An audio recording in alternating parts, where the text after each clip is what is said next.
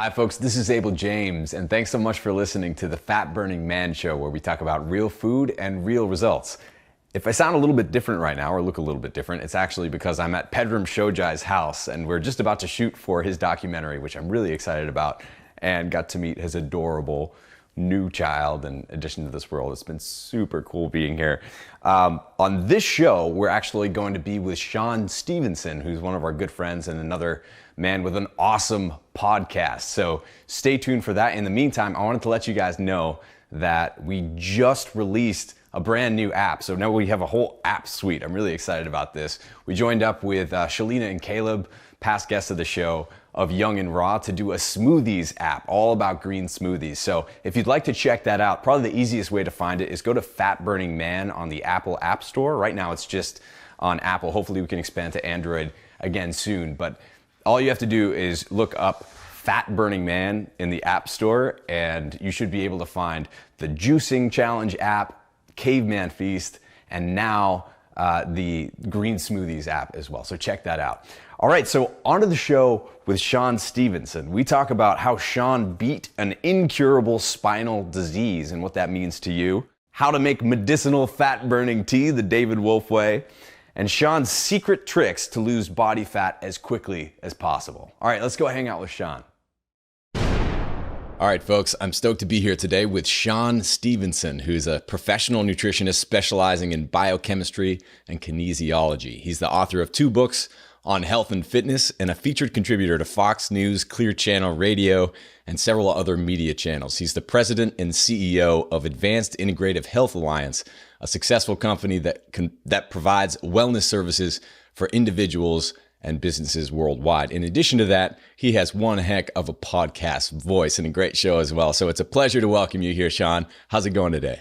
It's going great, man. Thank you so much for having me on, man. I really appreciate it. Awesome. Absolutely. So as I mentioned before this call, I was just listening to your show, and it's such a refreshing piece of work because it's unique, it's honest, it's open, and what you're sharing with people is just true. You know, you're busting all sorts of facts or myths rather, and you're really, I think, doing what I'm trying to do as well, just get people to embrace a happier, more effective way of living that's not full of nonsense and misery and restriction and the rest of it, and sickness as well. And so I'd love to start with your story because it's a very powerful one, and one that I think a lot of us can relate to a lesser degree. You obviously went through something very, very intense, but with that, why don't you just go for it? Let loose. I would love for you to share your story.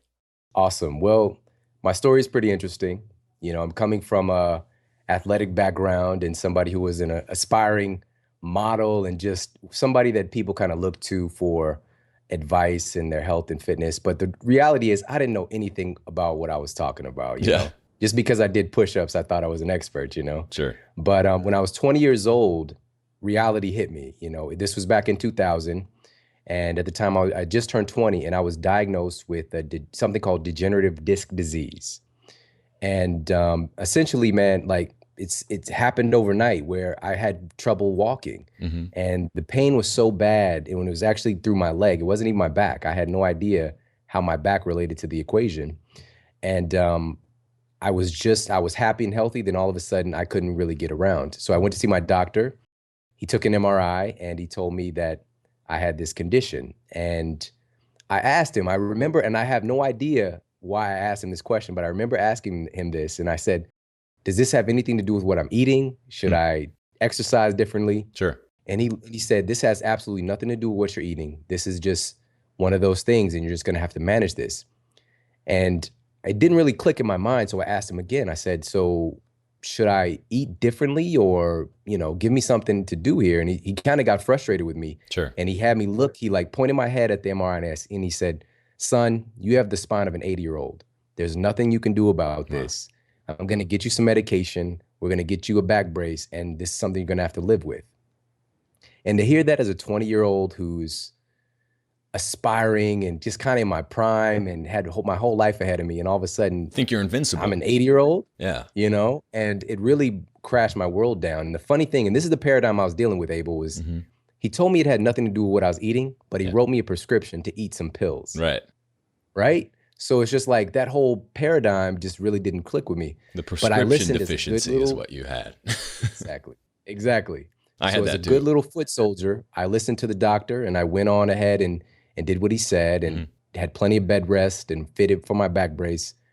2.5 years went by, man. I saw 4 different doctors to get multiple opinions. They all said the same thing.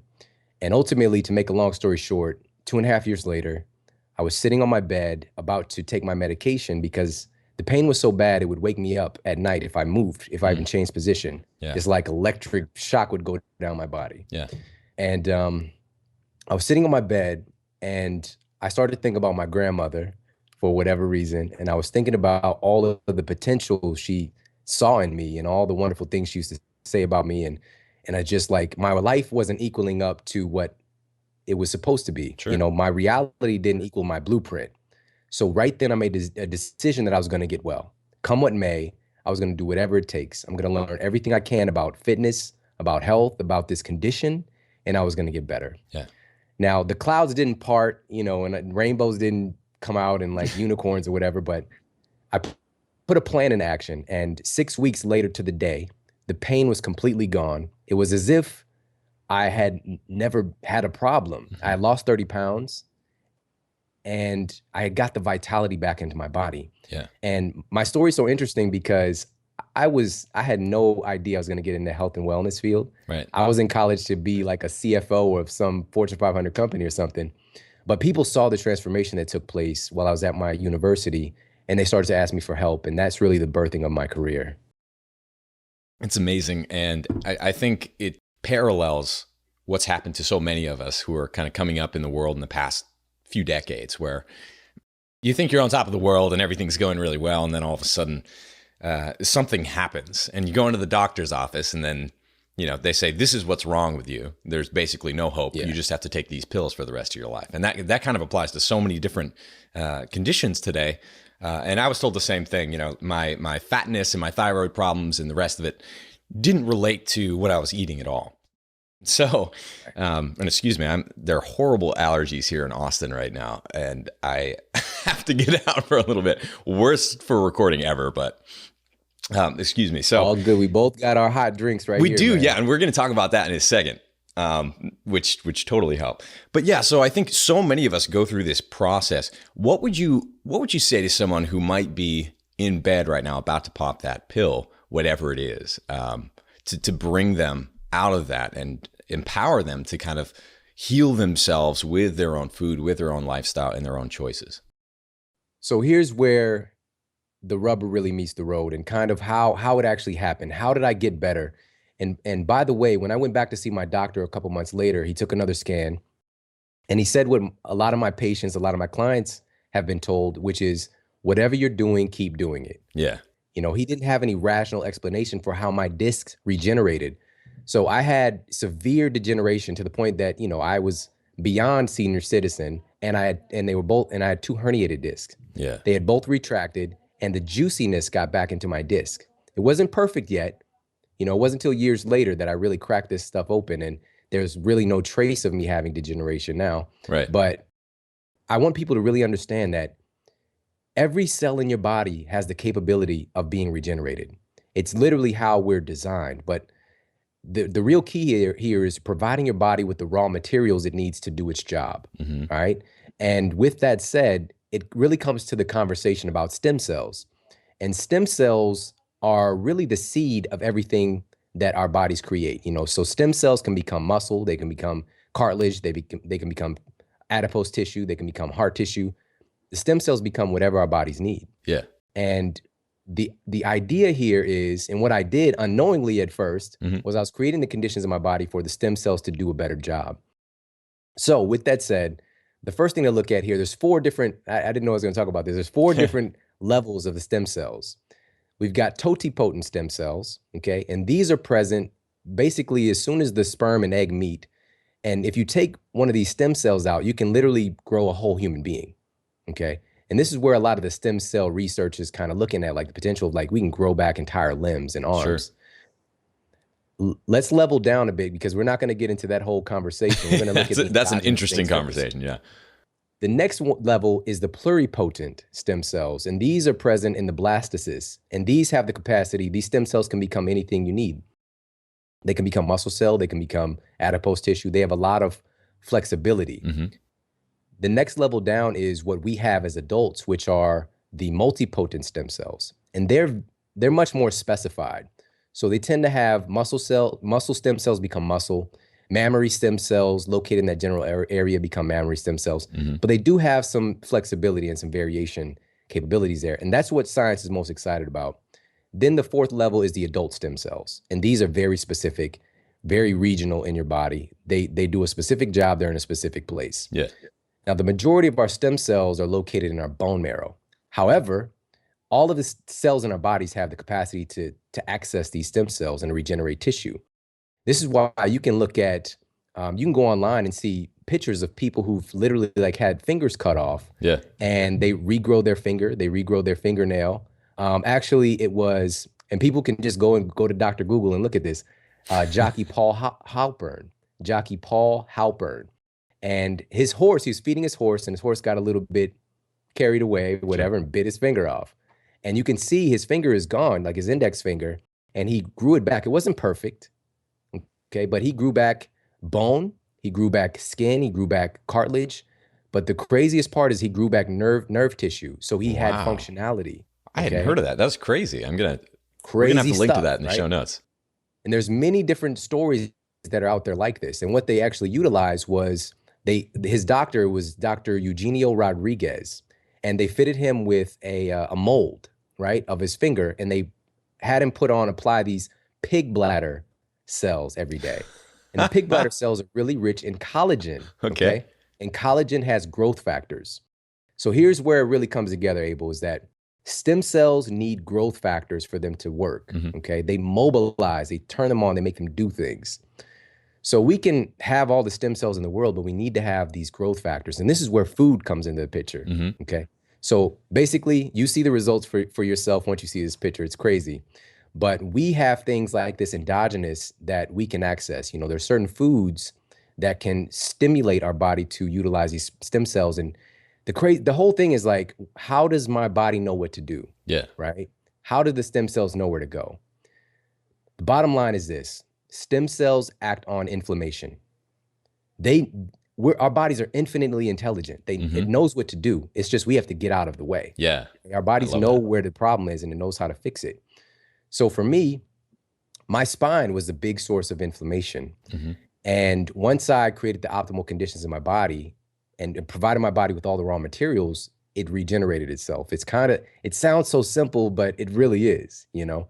Yeah. And at like a philosophical level, it's a good way to think about it. Get out of your body's way, because I think there's this antagonism that's been built by the media, by the wrong books, by the wrong advice for so long, where we see our bodies as this thing that we need to wrestle into submission.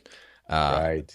We're fighting cancer. Right. You know, it's a constant fight. Yeah. Yeah. But totally ridiculous. If you kind of pull yourself out of that and then take a step back, eat a piece of humble pie, then you start to realize that there's an enormous amount of intelligence in your body, and you really just need to get the heck out of the way. And most of the reasons that we're having so many problems today are because we think we're smarter than, all of the evolution that's happened over the course of time and everything that's happening within us. It's easy to think that this pill that was invented a couple of years ago is going to solve all your problems. And what a wonderful thought that is, if it actually worked out that way. But the truth of the matter is that you have this machinery that's been humming along for hundreds of thousands of years, even longer than that, like depending on what system you're looking at. Yeah. And the more that we can honor that and do the things that are going to nourish that system, the more we're going to thrive. And that's what it really is. When you're thriving, you're kind of getting out of your body's way. Yeah, precisely, man. You also know sometimes it's like when you're ready, when the student's ready, the teacher will appear. Yeah. Once I had that kind of revelation that I was going to stop asking disempowering questions, like when I was hurt, why me? Why won't somebody help me? Sure. Why is this happening to me? And you get affirmed, like your brain operates on questions, period. It's automatically how our brains operate. But once you get more empowered, you start to ask the right questions, so I start to ask, What is it that I need to do to heal? Mm-hmm. What is it that I need to do to get well? How can I put myself in a state to where my body can get better? Simple questions like that. Right. And before I knew it, certain books landed in my lap. Mm-hmm. And one of the books was a book called Acid and Alkaline. It was by Herman Ayara. Sure. And in our world today, again, we get very religious about these things, especially when it comes to food, to where it's all about alkalinity. We need to get go alkaline, Right. and get so alkaline that we're like floating, walking around, sucking right? on We're lemons so all day. Right.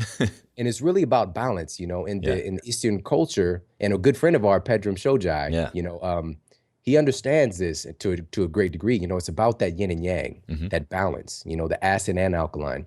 But in this book, it said very specifically that, and for people out there that are dealing with degeneration of their knees, their meniscus, shoulder issues, spine issues, whatever the case may be, this is where something can really click in your mind of what happened. So he said specifically in this book that your body, when you're in a state of acidosis, your body requires for calcium, for example, to help to buffer all of that acid load. Right. Okay. So the first thing your body's going to do is going to leach calcium from your spine and hips first. The crazy thing is, I had the spine issue, but when I was 16 years old, I was running a time trial in track, and I actually broke the iliac crest of my hip just running. Really? Right? Wow. And so it's like both of those things happened to me, and it's just like, how did he know? Oh, Right. what? So I really paid attention to that, and come to find out, calcium was needed to clot my blood, for example, and our bodies really work on a hierarchy. Your body could care less about you burning fat if it's dealing with like degeneration of your disc, or if it's dealing with chronic inflammation because you're carrying around a lot of belly fat. Right. And that's another big issue too, Abel. And that's a big thing you've brought to the public consciousness is that, we need to get this excess off of our bodies. We're at a place where, 70% of Americans are either overweight or obese, and we want to get better. We want to get the function of our knees back, our shoulders, our backs, our back problems. Stem cells act on inflammation, and belly fat is inflammation. Right. So our body is going to be shuttling resources there to try to fix that problem instead of the problem we want fixed, which to our body, it's not the bigger problem. Yeah. So we have to understand that, and we have to be graceful and intelligent enough to put together a strategy for us to get well. Yeah. So with that said, so the acid alkaline thing really clicked for me. And what I started to do is just eat more real food, Nice. like go figure. Because at the time I was on the university diet, right? So I was like eating crazy amounts of like double cheeseburgers, and we had something called the Papa John special at my college. So we get like a $5 large pizza, and I crushed the whole thing, It was regular for me. And the thing was, again, is just like I'm doing push-ups and sit-ups and pull-ups. Sure. So, but the thing was, I And was what you making my eat doesn't body, matter anyway. Your doctor said so. I was making my body out of like bubble gum and sticks, like instead of like real brick and mortar stuff, Totally. And once I shifted my paradigm and really started to add these real foods into my body, and one of the things that I did initially, Abel, was I stopped buying fast food. I didn't know why. Mm-hmm. I knew it wasn't good for me, but I didn't know why. And I started to make my own food. Cool. Even though I was making some of the same things, I was making it myself. And that in of itself is healing because you're paying attention to you again. That's right. And you're not passing yourself off onto the drive-through, and understanding even that energetic is all screwed up, just that whole system. The end product that gets to you, it's so dirty and just full of greed and nastiness. Mm-hmm. That energy matters. If you start to look into stuff like quantum physics and quantum mechanics, you start to see that everything is energy and everything gets encoded with the predominant thoughts that it's surrounding. Like if you look at Dr. Matsuro Emoto's work, the hidden messages in water, you start to see the real studies of water carrying information and being influenced by our thoughts, being influenced by the things that we're carrying around, and to take that a step further, guess what we're mostly made of? Water. Sure. So all of this water that's up in here, it's, if you're carrying around toxic thoughts, toxic ideas, it doesn't matter how good your diet is. It doesn't matter how much exercise you're doing. You got to get your inner game together, or you're never really going to get there. So it's just this whole idea of this holistic approach. Right. And to those of you listening out there, some of this probably sounds very mystical. And I think one of the reasons for that is because there is so much that we don't know right now. And when you're eating fast food, basically there were so many shortcuts in that, that you're not getting the full story. If you're looking at the nutrition label of what's in that food, you're not even getting the whole story. If you're looking at the macronutrients, literally, if you're looking at the ingredients, most of the time, those are wrong too. And the point is, everything that you eat, every input that's around you, is information for your body. Your body uses that to keep humming along or get sick. So make sure that the information you're giving it is the right kind. That's going to nourish your body, enable you to grow and empower yourself to be better, as opposed to just kind of, stuffing a greasy burrito down your throat. So I want to make sure that we talk about this too, because there's so much to talk about, Shawn. Your show is terrific. I was just listening to it, and one of the things that I found in being friends with and peers with a lot of people kind of in the fitness, modeling, celebrity community is how much they understand to be true and speak amongst themselves, when they go out to dinner or whatever, or when we go out to dinner, and we all pretty much get it. We all pretty much do the same thing, eat the same way for the most part. We understand the same truths, and largely those are the right truths, the ones that have actually been proven by science, or at least been proved by decades of anecdotal evidence. When you hang out with someone who's been doing bodybuilding for 30 years, like they know exactly what makes them fat and exactly what brings them down to 3% body fat.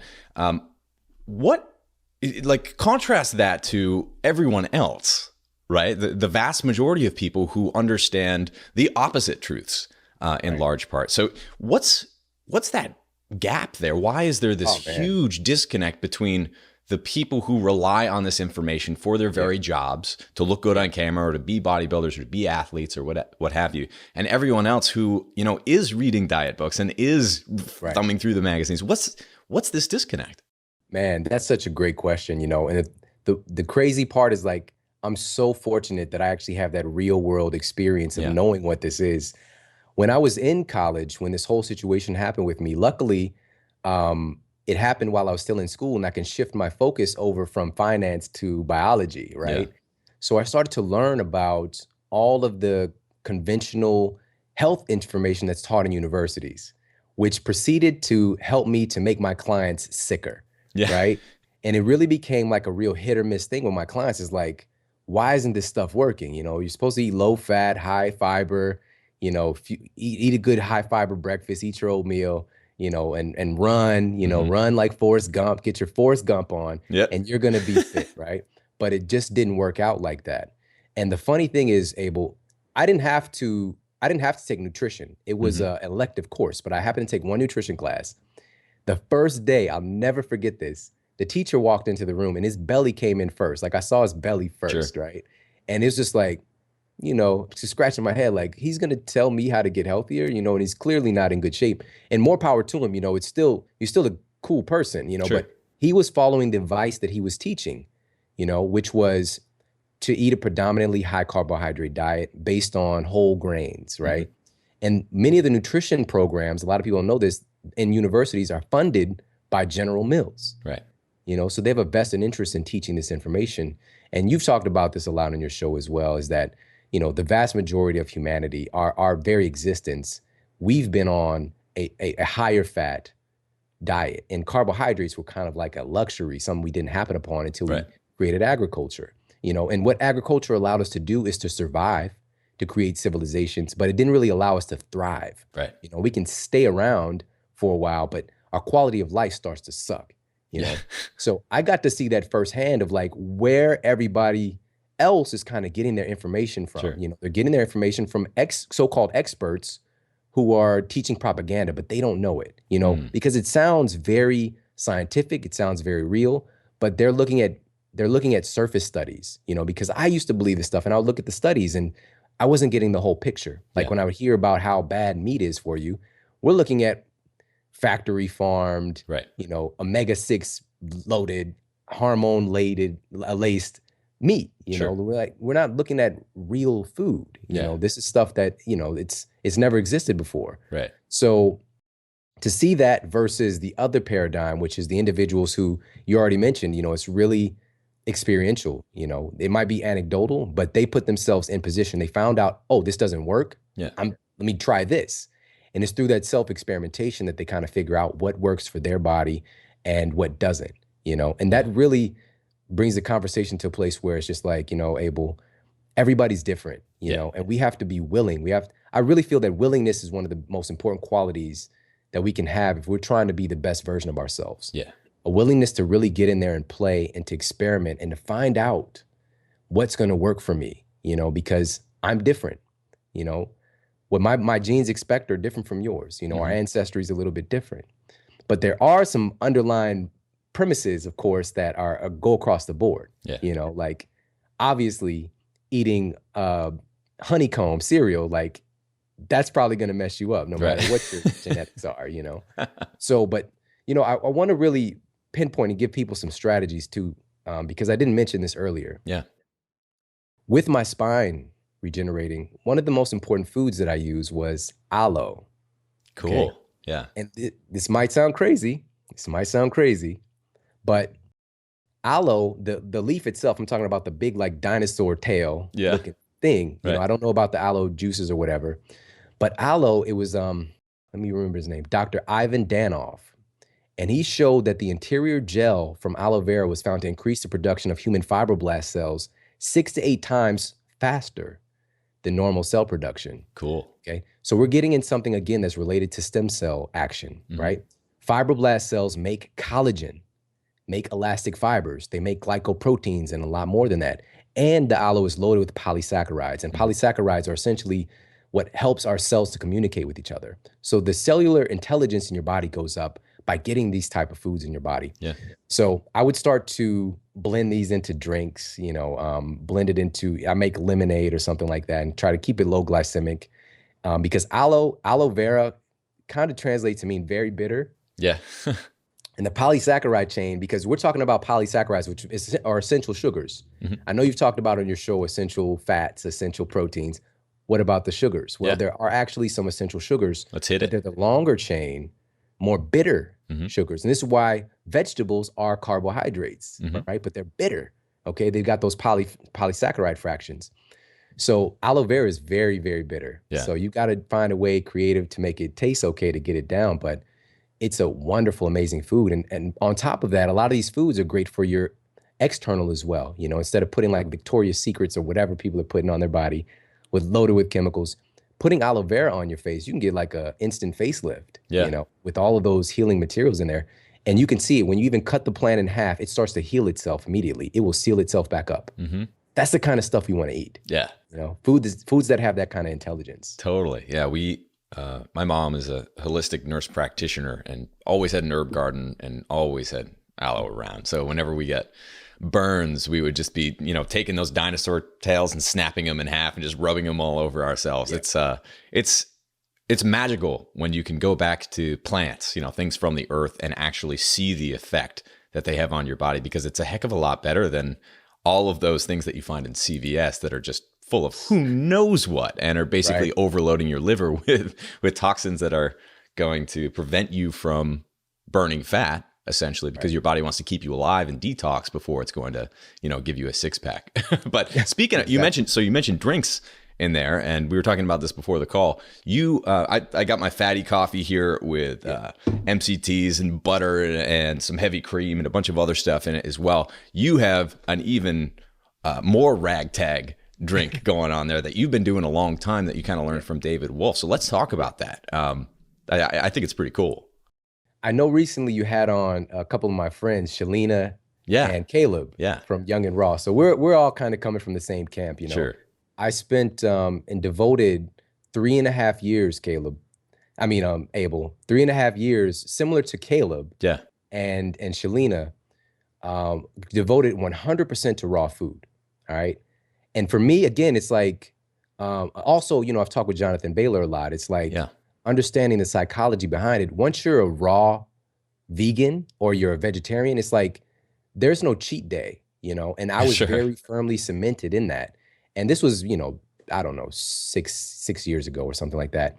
So I devoted 3.5 years and there was no cheat day. There was no wiggle room. I couldn't even conceive of the idea of eating cooked food. And I don't know how I did it, like living in the Midwest where it's like, we get full on winters here. Right. So, but I learned from David Wolf early on, and I got a chance to work with him and his company way back in the day. This is a Sure. long time ago, and was blending fats into your drinks. So I've been doing this probably about 7 years now, and so I'll use some kind of a medicinal tea, or I'm not a big coffee fan, sorry to say, but some kind of caffeinated. Like this morning, I had pu'er, which is shown to help mobilize fats in your body. So it helps your body to mobilize fatty acids. Yeah. Which is pretty cool. Which so I is use good that. stuff. It's kind of caffeinated, so it gives you a little bit of buzz. Yeah. But what I'll do is I'll take the drink, and actually right here I have Pau d'Arco. Yeah, nice. This is a powerful antifungal right here. Okay, so people dealing with candida issues, gut dysbiosis, Pau d'Arco can be really helpful. Yeah. And this is a South American herb, very, very long history of use. Very unique and what I taste did was, to it too. I it really tastes like really it. good. Yeah. It's a nice tasting tea. Yeah. So I'll take for today, for example, I took some coconut oil, some extra virgin coconut oil, threw that in the Vitamix, some shilajit, which is another herb. It's translated to mean the destroyer of weakness in the Ayurvedic system. So I toss that in there. Cool. Some reishi mushroom, which is shown to have 280 to 300% increase in your NK cells, your natural killer cells function by consuming reishi. Very, very powerful. So it's a very powerful anti-cancer herb. And I also put a little MCT oil in there, blended it all up, put a couple drops of English toffee stevia to make it taste nice, blended that up, and man, like you'll be, I'm surprised some of this stuff is still legal, like it's really, really awesome what we have access to, but the people, they don't know yet, Right. So that's really how I get down most mornings, and I'll make a drink like that. So we'll be sure to include that recipe on this blog post. If you guys go to fatburningman.com, look up the Shawn Stevenson, we'll make sure that's there. Is that like a standard drink that you do, or do you improvise and kind of make it different every time? Yeah. Tell us about that. Abel, I really, part of my mission is really to help people get back to themselves, to really get back in touch with listening to yourself. Screw there's so much health information out here, and there's so many brilliant people who are sharing it. But at the end of the day, none of that stuff matters. Really what's most important is listening to your inner guidance system and listening to your own body. So that's really the camp that I'm coming from, which is I'm going to do most days what I feel like doing. Like if my body says to eat some eggs, I'm going to eat some eggs. If my body says to, have some coconut oil in one of these drinks, I'll have it. If my body says to, like today, I haven't had Pau d'Arco in a long time, but for some reason, like I just was like, I got to have some Pau d'Arco today. So maybe there's something going on, I don't know. But this is the other thing that, the young and raw peeps were talking about too, is like, really having a protocol to cleanse yourself, to fast on a regular basis, to clean house. Yeah. And that's really the most important factor of cleansing. And it's really become popular now. It's kind of weird, actually. Yeah. But, so for me, it's been 10 years that I've been doing these different strategies, who I learned from my mother-in-law, who went to Ann Wigmore's Institute down in Puerto Rico when she was alive, and brought all this information back. So I was like wheatgrass shots and all this ridiculous stuff back in the day. Way ahead of your time. Right. So, but what I discovered, and this is one of the important things to share with everybody too, because we kind of get scattered in this conversation. Even when we talk about the thyroid, we're looking at like, produce those hormones, punk. Like we're trying to get our thyroid to do something without understanding what's the basic biochemistry here, like the most basic stuff that you learn about in school, which we don't usually, when we're in college, when we're students, we don't relate that to our life itself. Yeah. So the thyroid, for example, this is the most negatively charged gland in your body. Okay. So what that means is it's going to be brimming with a lot of electrons. Sure. Okay. So instead of trying to take a drug or some kind of supplement to manipulate the hormone function itself, we need to get it cleaner, because it being so negatively charged, what do we learn in chemistry? That opposites attract, so these electrons are going to attract a lot of positive ions, AKA heavy metals, and it's going to start to depress that thyroid function. It's going to start to weigh it down like a bag of cement over time. And we're trying to, again, force this organ to work, and it's just fatigued. It's tired. It's carrying around this heavy load. It's binded to all these materials. It's trying to actually keep you well, So we have to have strategies in place to help to keep our thyroid clean. And this can go for all the other organs in our body, but I'm just talking about the thyroid here.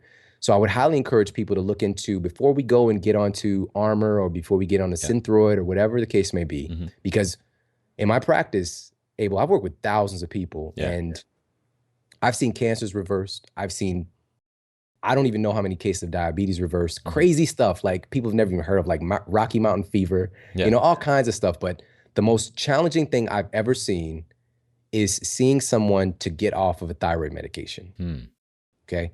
Our bodies get so dependent on that so quickly. So if you can avoid it, it's best. But if you're already on it, it just takes time to really wean off of it. So I would highly encourage people to look into things like zeolites, bentonite clay, something to help your body to bind to those positively charged molecules in your body and safely remove them. And the process is made easier when we're fasting, when we're not eating food, because the majority of our energy every day, upwards of probably 80%, is going to digestion. So that doesn't free up a lot of energy for our body to go and do the cool stuff we wanted to do, like, get rid of belly fat, to, heal our thyroid, heal our back, heal our knees. So it's just freeing up energy. And when you fast, you can fix things you didn't even know was wrong with you. And there's so much research out there showing that individuals who undertake a lifestyle of fasting throughout their life, they tend to live longer, and your cells actually regenerate better, and they can live longer themselves. And we're nothing but a community of cells, when it really boils down to it. Sure. Yeah. And, oh man, we've talked about fasting a lot, but I'll talk about it all day. If anyone wants to hear more about that, please just type in fasting into the search bar, or fat burning med fasting. We've talked about that. I'm going to be talking a lot more about that in my new book, but thank you for bringing that up. I think it's definitely something that, you're an interesting one, because you're the whole foods, real food guy, but also like a model, which is totally cool, because a lot of times you see, I think there are kind of like two tribes in the modeling industry, right? There are the ones who kind of fight their bodies, and then there are the ones that work with them. And so I think that you represent such a cool thing. That's a positive example for people, because there's so much. We just did a bunch of posts about the crazy things that some celebrities do to their bodies, before photo shoots and the rest of it. And it's pretty gnarly. And the most important thing is, can you do this forever? Can you feel and look good forever with your lifestyle? And there's no way that you're going to be doing that if you're just, starving yourself, or having nothing but protein shakes, for months on end, and exercising all the time. It's just not the right way to do it. But so for you, I would love, before you go, because we're running out of time, to do a couple of things. But the first one is to explain briefly, if you could, and simply, the knowledge that you have about how to actually lose fat, because that's what a lot of people want to do. They find themselves, that whole being healthy forever thing is really nice, and it sounds good, but what they really want to do, before swimsuit season or the summer coming up, or what have you, is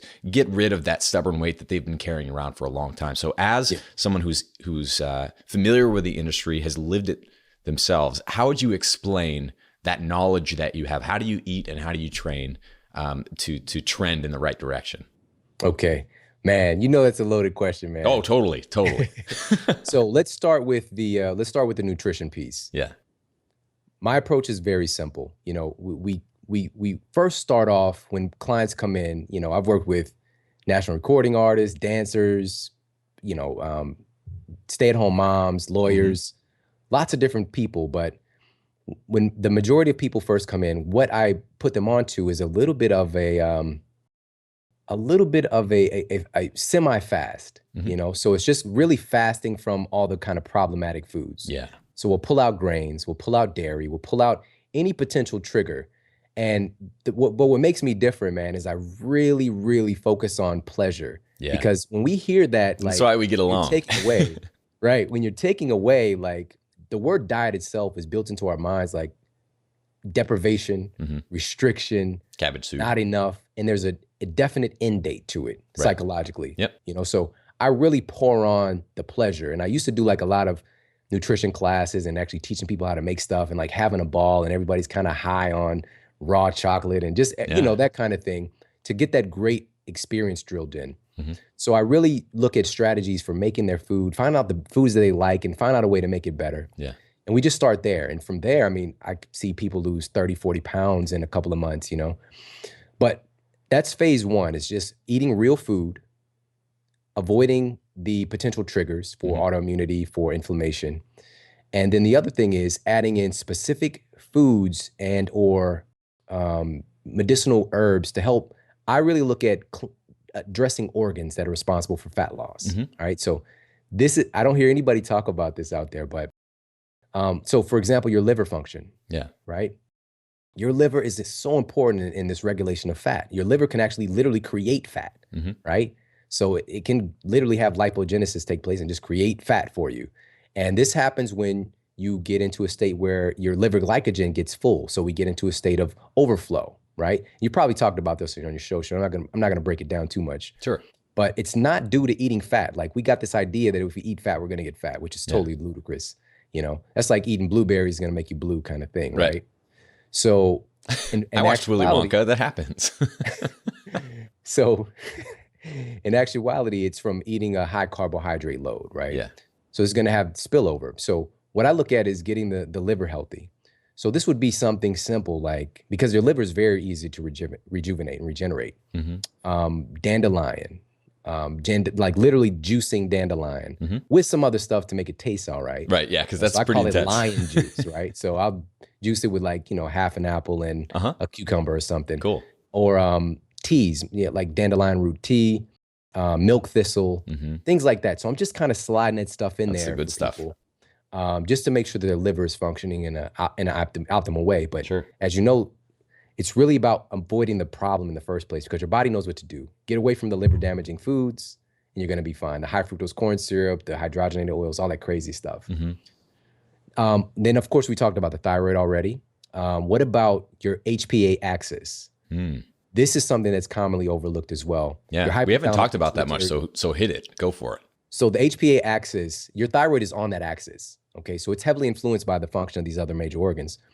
Your hypothalamus itself, Abel, it's crazy. So the hypothalamus is responsible for your body's use of calories. It connects your nervous system to your endocrine system, because fat loss is really all about hormones. Yeah. Okay. It controls hunger, thirst, fatigue, sleep, body temperature, on and on and on. But we tend to focus on the thyroid instead of the organ. Like, this is talking to your thyroid, and your brain is going to be responding to your environment.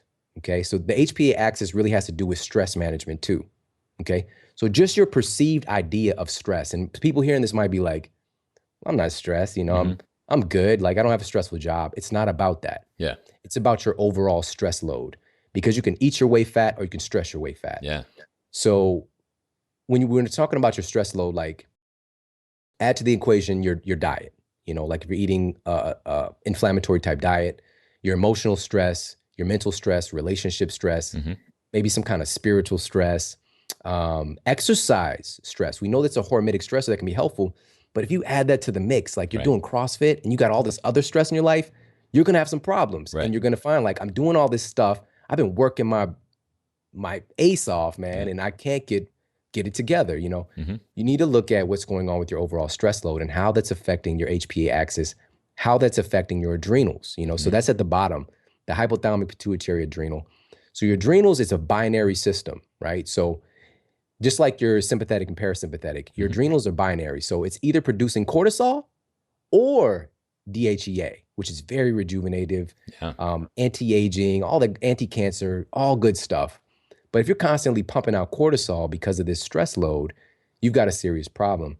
So I also implement strategies to make sure that their endocrine system and their stress management and their nervous system is kind of like getting online and getting balanced. And I'll even add some foods in there that help to do that, you know, and this is based on, you know, again, some of the more Eastern understanding. So like lion's mane, which is a medicinal mushroom, cordyceps, reishi, things of that nature to help people to get their shin together, as they call it, one of the three treasures, to help the balance with the stress. So that's what I take. That's my approach. So that's the nutrition and the stress management. And I guess the last component would be the exercise. Let me get a swig. Yeah, go for it. Don't want to get a frog throat like me. Man. So the exercise, there's so much debate out there about this now, but when it really boils down to it, let's just be completely real Yeah. and simple about this. The human body is designed, we know this, for one thing in particular, walking. I mean, it's just like when I Sure. used to run track and I was an athlete, I thought it was just stupid. Like, what am I going to walk for? You know? But the reality is, for example, if you're getting up and walking in the morning in a fasted state and you're not metabolically broken, Hmm. your body's going to be very apt to go and pull from those free fatty acids Your to body use loves fat it. for. It feels good. However, if you're getting out there and you're running for Hmm. 5 miles in the morning, that is a very catabolic activity. Right. And we're going to have a disposition to secrete a lot more cortisol, which is going to be basically cannibalizing your muscle, which is going to be just having a lot of stress hormones in your body, period. And what's going to happen is you can run off those calories, but you're putting your body and creating a state in your body that is more of a fat storing Right. operation, right? So you got to keep running. And this is why you find that people runners that stop running, they get fat very fast. Hmm. It's just because, and the worst part about it is that the overuse injury. So a lot of runners run into that, Hmm. and it can be very depressing actually. Oh yeah. So walking is like the best medicine. That's what I recommend first and foremost to my clients. And then Great. to lift heavy stuff, Yeah. right? That's another thing that's kind of like on the next rung. Our ancestors lifted heavy things. We need to not be afraid of that. Hmm. It really pisses me off when I see people like lifting these pink dumbbells, right? These 3-pound dumbbells over on the treadmill. It's just Sure. like, really? Like, why are you doing that? And I know you've talked about this on your show too, but especially women really getting the understanding that lifting weights can create an amazing body. Yes. Petite, beautiful, just everything's tucked in. And we're working on different muscle fibers, Hmm. right? We're not just hammering away on your fast twist or slow twitch muscle fibers or your hybrid muscle fibers. We've got a mixture of both. We're doing a more holistic, encompassing thing here. And I had somebody email me yesterday, actually, like they've done so much. They've been listening to some of these great podcasts out there, like yours and mine, And yours, yeah. they've lost 150 pounds so far. Wow. But they're like, I can't Killer. get this last 45 off. Hmm. And they kind of detailed what they've been doing.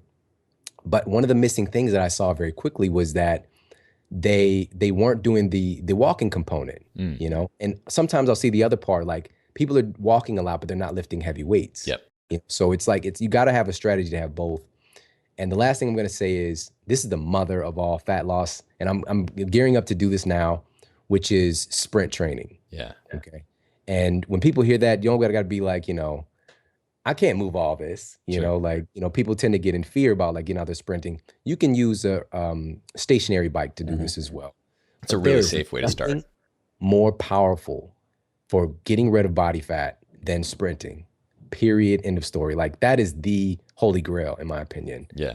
So And it might be a little rough at the beginning, especially if you're not used to it. But once you get past that first few weeks, like I just did Tabatas this morning, burpees. It's like doing 4 to 5 minutes of burpees about once a week is what I've been doing for many months. And it's incredible how easy it's become. It's really intense for those first few minutes, and then you just feel like a rock star for the rest of the week, pretty much, right? Yeah. And it was amazing. My dog got loose on the trail, so I'm looking outside my house right now, and you can hike down into this ravine, and it's just like a bunch of hike and bike trails. And so, of course, she took off, and I found that I had to run about like 6 to 8 miles, which I haven't done in a long time.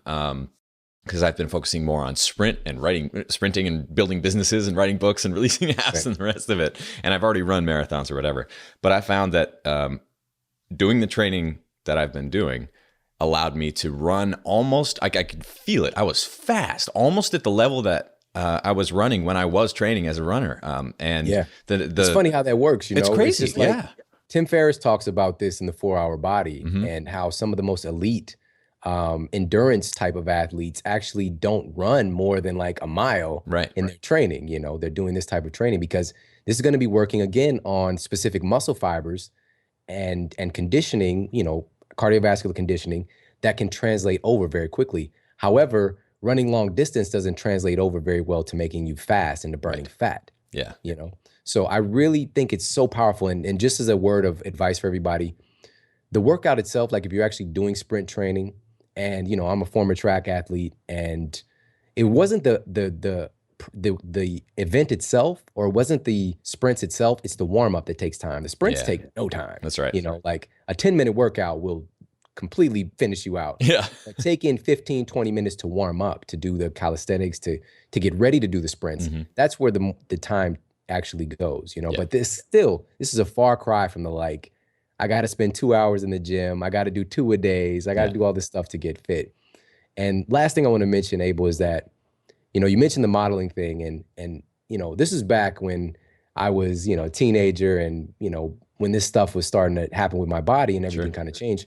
But me coming from that space of just understanding, I wanted to set a new model and a new precedence, and that's why I even call it the Shawn Stevenson model, or the Model Health Show. Yeah. And everybody, I really feel, can create their own model for success and health.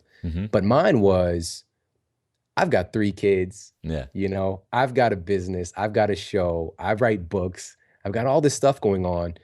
And that's why I come out and show people like the body that I was able to achieve with all of this stuff going on. And I guarantee you, the majority of people that are listening to this, I am busier than you know? And it's just, you're going to get so much hate mail. I'm just like, I used to think I was busy, man. I had no idea until recently, you know, especially having a new baby added to the mix. Come on. But I know that this is possible, and it's really about, it's about having a strategy, and it's about your priorities, you know, and we hear this stuff all the time, but we really don't think about it. Like, is it more important for you to watch Game of Thrones or get in shape? You know, like you got to make that decision. And the thing is, like, I promise you can still watch Game of Thrones, you know, but you can do it while, you know, enjoying the after effects from doing your workout. Exactly. You know, it's just structuring your life in a certain way, especially if you have kids, especially if you have a lot going on. You've got to have a strategy. It's like old Benjamin Franklin saying, like, if you're not prepared, if you're, oh, I'm going to screw this one up. You either prepare or you're preparing to fail. If you're not prepared to fail, you're failing to prepare, whatever. But you get what I'm saying. We smell what you're stepping in for sure. So we're having way too much fun here. We're way over time. But before we go, please, Shawn, tell us about the awesome work that you're doing, your show, all the projects that you have coming up as well. If you're failing to prepare, you're preparing to fail. There we go. Boom. You can check me out at the ShawnStevensonModel.com. That's spelled SHAWN, and Stevenson with a V, the ShawnStevensonModel.com. And I'm over on iTunes, everybody. So it's the Model Health Show. And just look me up on iTunes. We're really crushing it. I'm in and out of the top 50 right now. So we're growing the show pretty quickly. Yeah. And we've got a lot of great topics that we're talking about. We're talking about sleep. We're talking about diabetes. We're talking about all these different issues that a lot of the experts are talking about, but it's coming from my clinical perspective, you know, and I'm so fortunate to have the experience that I had and work with so many amazing people. Yeah. And I just want to share this information with everybody. I got tired of telling one person, so I was like, I'm just going to tell everybody at one time, you know, so definitely check me out there. Awesome. Well, your podcast is great. If you guys dig this show, which I hope you do, please go check out Shawn's show, because it's right up your alley. He's a great dude, puts out great work. So thank you so much for coming on, Shawn. This was a blast. Hey, it's my pleasure, Abel. Thanks, man. Awesome.